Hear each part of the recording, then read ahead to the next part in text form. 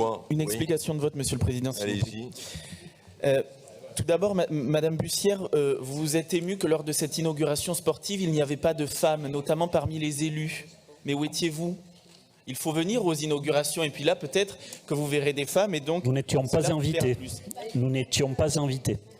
Oui, mais les élus peuvent venir aux inaugurations, etc. Il n'y a aucun problème là-dessus. Nous n'avons pas été informés, nous n'avons pas été invités.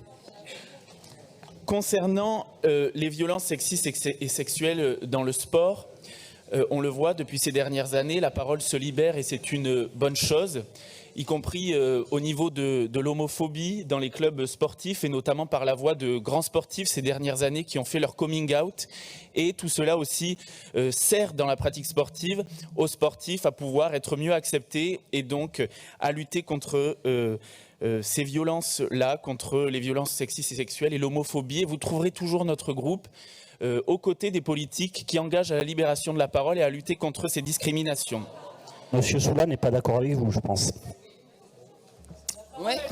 Allez, on termine. Donc, si je peux terminer mon propos. Ensuite, ce qui nous pose problème dans cet amendement et ce pourquoi nous voterons contre, c'est sur le sujet de la parité. On n'a aucun problème là-dessus. On est un grand parti politique qui, pendant des années, a été dirigé par une femme. On a présenté 3 fois une femme à l'élection présidentielle. Notre présidente de groupe est une femme. Et au Rassemblement national, nous avons toujours mis des femmes à des postes de responsabilité. Cependant, dans votre amendement, il y a une phrase qui dit « L'attribution des financements publics doit être conditionnée à cette parité ». Donc, qu'est-ce que cela veut dire? Ça veut dire que si demain, dans les comités de direction des clubs sportifs, il n'y a pas la parité, ben, ils seront frappés au portefeuille, ils auront leurs subventions baissées.